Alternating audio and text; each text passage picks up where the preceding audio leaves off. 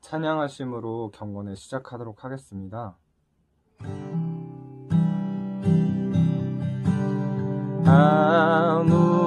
아무것도 두려워 말라. 주 나의 하나님이 지켜주시니 놀라지 마라. 겁내지 마라. 주님 나를 지켜주시니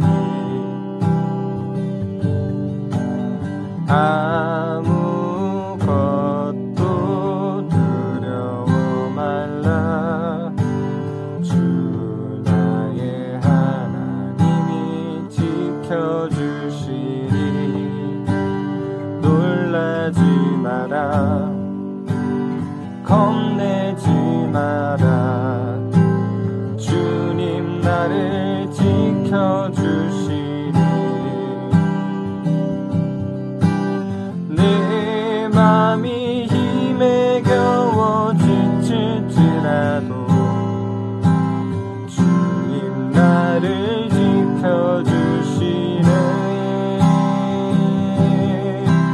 세상의 험한 풍파 몰아칠 때도 주님 나를 지켜주시네.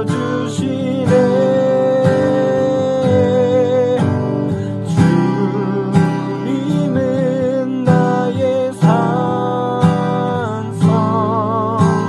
주님은 나의 요새, 주님은 나의 소망, 나의 힘이 되신 여호와. 네, 저희 함께 말씀 봉독하겠습니다.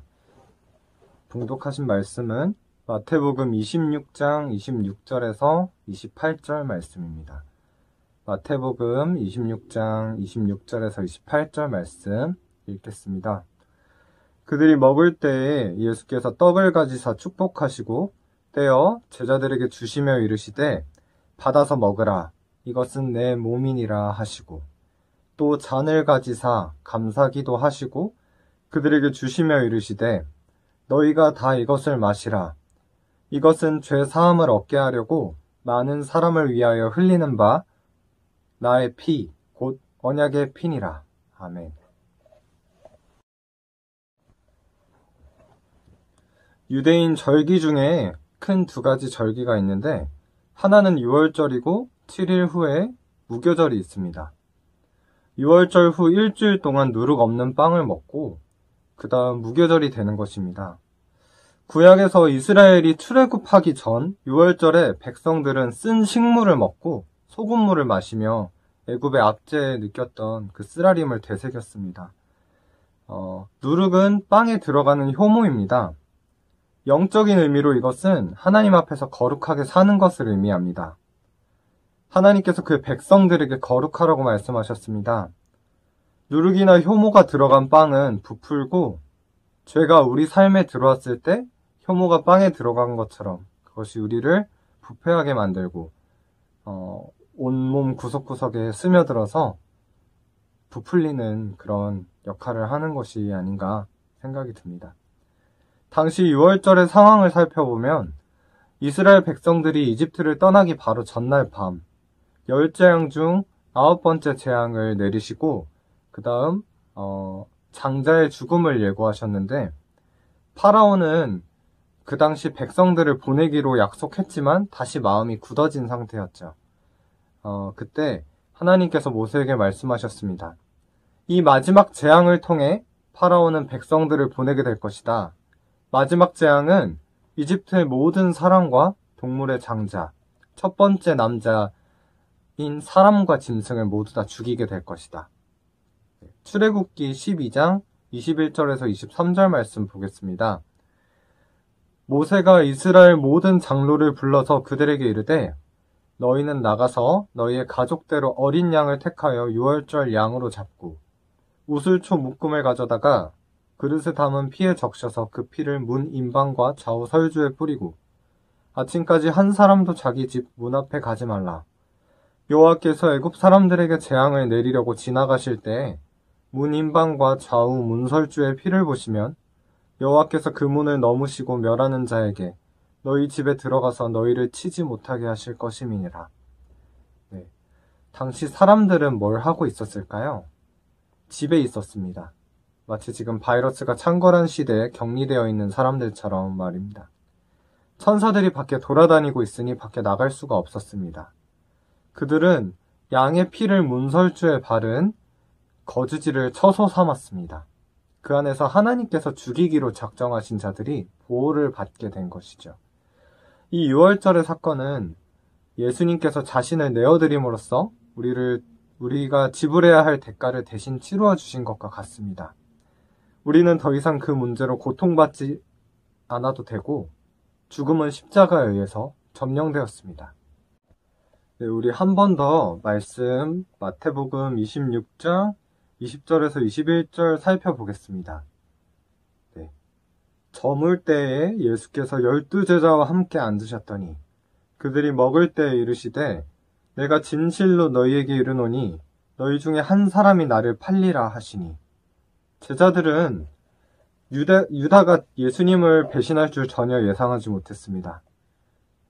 배신을 실제로 하러 밤에 밖에 나갈 때에도 그냥 돈 맡은 사람이니까 뭔가 사러 나갔겠지, 볼 일이 있어 나갔겠지 하고 말았습니다. 배신자가 놀랍게도 멀리 있는 어떤 사람이 아닌 예수님을 고발하고 싶어하는 어떤 그런 사람이 아닌 가까이에 있는 제자였던 가룟 유다였습니다. 예수님께서 그래서 유다에게 이렇게 말씀하셨습니다.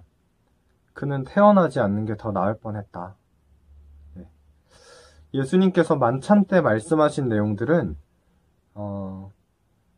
절기를 지켜온 유대인들에게는 굉장히 생소한 것이었습니다. 예수님께서 이 절기의 의미를 자신의 희생으로 돌리셨기 때문입니다. 빵을 들고 이 빵은 생명이 들어있는 나의 몸이다. 그리고 포도주를 들고 이것은 나의 피다 라고 말씀을 하셨죠. 그래서 이것을 먹으면서 나를 기념하라. 그렇게 중요한 절기에 먹는 음식은 다 큰 의미를 가지고 있는데 빵과 포도주도 상징을 띠고 있습니다. 이 빵은 내 몸이다. 피는 생명입니다.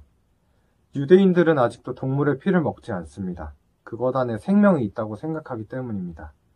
즉, 이 구원은 다른 절기에 관한 것도 아니고 율법에 관한 것도 아니고 종교에 관한 것도 아니고 어떤 것도 아닌 예수 그리스도 그 자체라는 것입니다. 예수님의 몸, 피가 우리를 구원한다.